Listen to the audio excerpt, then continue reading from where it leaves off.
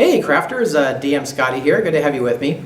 Today I'm going to do some small nests. I know I did another video on a actual nest where a creature would stay inside the nest, but this one is more along the line of like a bird's nest, like it has some bedding and then there are eggs inside the nest. And what I did was to make those I used the caulking technique, which is a very easy technique. And the thing I like about it is the caulking structures are very durable. They're virtually impossible to break. So, and easy to do. So let's go to the table and we'll start crafting those nests.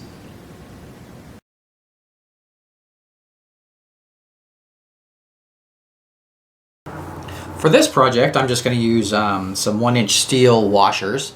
And you can see they're just a standard washer you buy at the hardware store. And then I'm going to use my acrylic latex caulk to do the detail on the project. So what I'm going to do is I've already opened this, so I'm just going to squirt it kind of on the washer like so. And usually when you do stuff like this, you want to do multiple ones. I wouldn't just do one. So there we go. I got those. Now what will happen is you'll have a little bit of caulk come out the end, and what I usually do is just let it sit and then kind of form it if I need to, but it forms a plug, a seal on the end of that, so then you can use it for your other projects and it won't dry up. So now I've got kind of an amorphous blob on there, and it's really too wet right now to work much with, but I want to get it on the washer. So what I'm going to do is I'm going to use this plastic sculpting tool and just kind of push it down a little bit.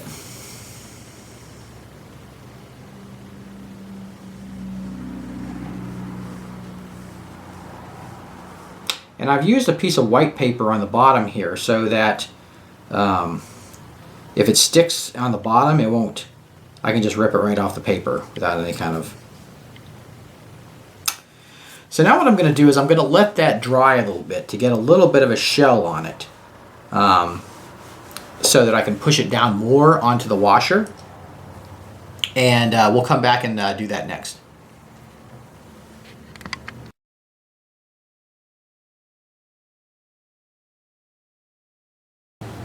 Now that my acrylic globs have had some chance to dry, I'm going to kind of push them down. So there's a kind of a tough skin on the outside of the glob, so I'll just push it down into that kind of shape.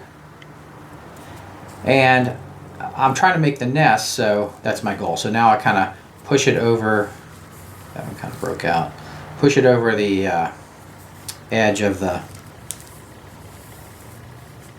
washer there.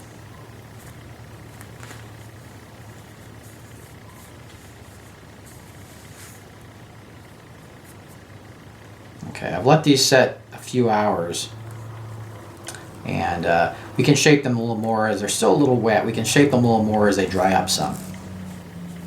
But that gives you the idea what you need to do.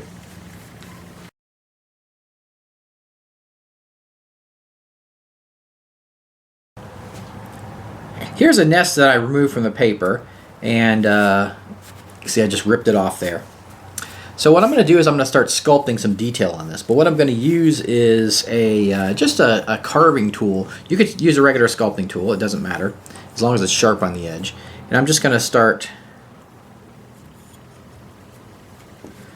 building up some detail on the edge. Now you see this really doesn't look like much like a nest yet, but give it a few minutes here. So now I've got a little bit of detail on that, but I want more. So now I'll just keep doing that. Just start adding more and more.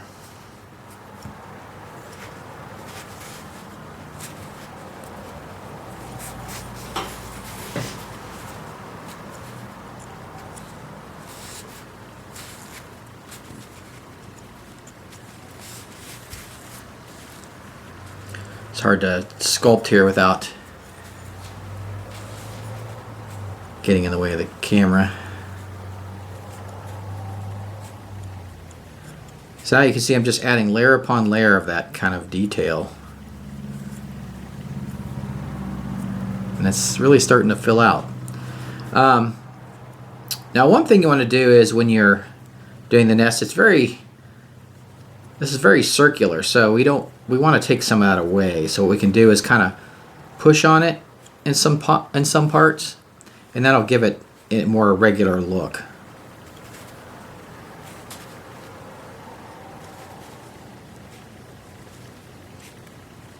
See how that starts to work.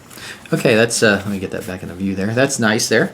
I want to do a little bit of detail in the center too. I'm going to use this sculpting tool I have, and just start kind of just putting indentations in the middle there. And that just kind of... I also want to accentuate the bucket, you know, the pouchness of the nest. So I'm going to kind of push against the edge.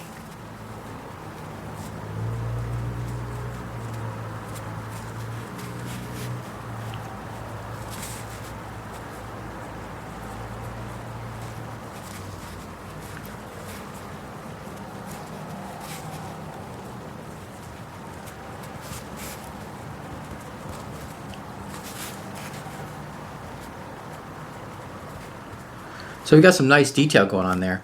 And then I'm going to accentuate some of that with a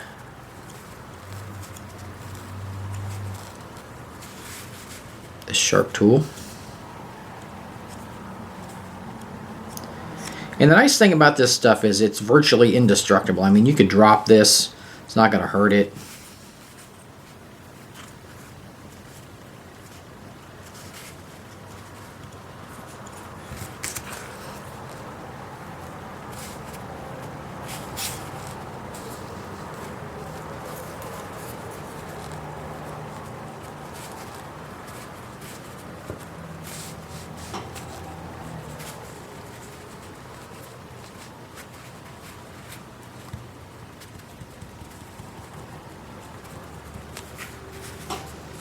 Alright, there we go. We have a nice little nest going on there.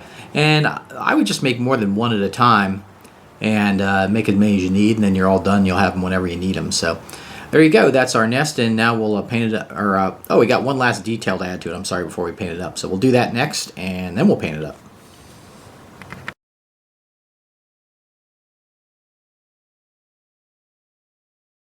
Here's my nest, and I want to add some eggs to it. I'm going to use some very small beads. So you can see they just fit right in the palm of my hand there. So just some small stuff. And I'll just put them in the center of the nest here. I'll just use some white glue, and I'll just put a dab of white glue in the center there. Enough to hold it. There we go. Okay, so I got plenty. So now I'm just going to drop some eggs in there. And I want to have a lot of eggs, so I'm going to kind of fill it up. Not totally fill it up, but quite a bit. Now the thing with these beads is that they have eye holes in them where you can string them on a necklace. So what I'll do is I'm just going to use a toothpick and just make sure that those beads are turned so that the eye holes are not facing up. That'll help hide the fact that they're beads.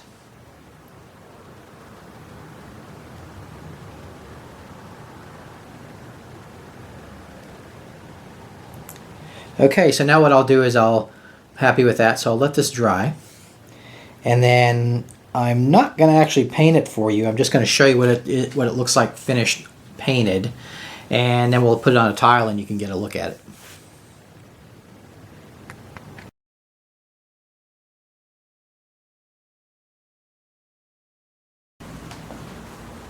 Here's an extreme close-up of the finished version.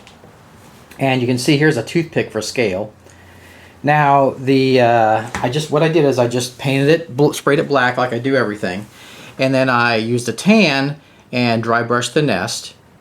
Then I painted the eggs a off-white color and added some little green dots to them. You could actually add, I was using these for kobold nests, so you could actually, you know, make them different types of eggs or whatever you want to do. So there you go. That's our mini nest there, and I'll show you on the tile how I had it in the scenario.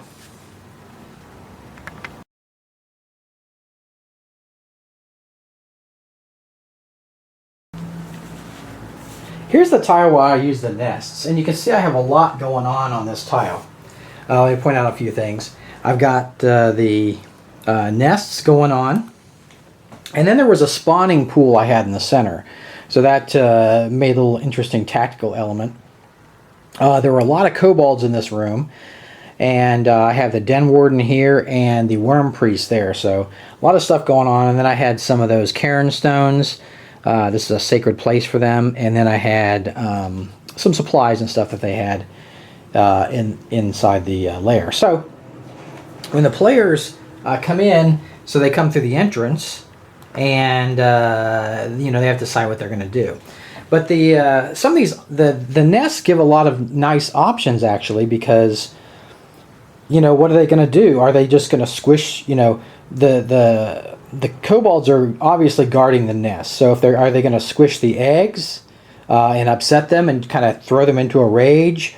Or are they going to, you know, take their alignment into account and not want to squish the eggs, or, you know, whatever. So the nest can add an interesting little element to this, tactical element, depending on what the players do, if they try to destroy the eggs or not. And could, you know, throw the kobolds into a rage, but, you know, they'd be easier to hurt or hit.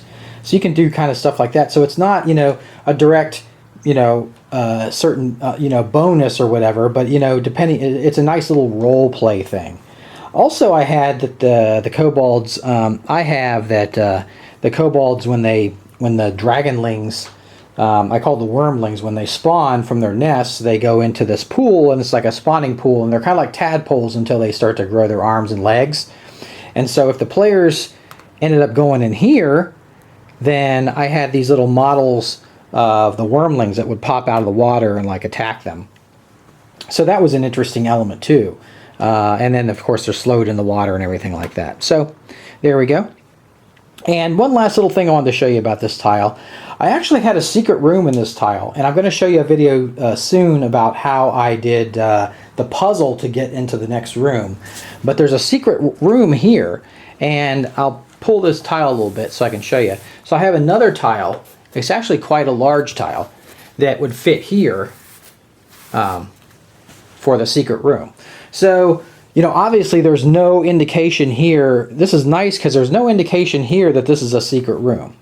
But, you know, they found the stuff on the wall, and they deciphered this puzzle, and they were able to open the wall itself and then get into the other room. So, like I say, I'll explain that in another video.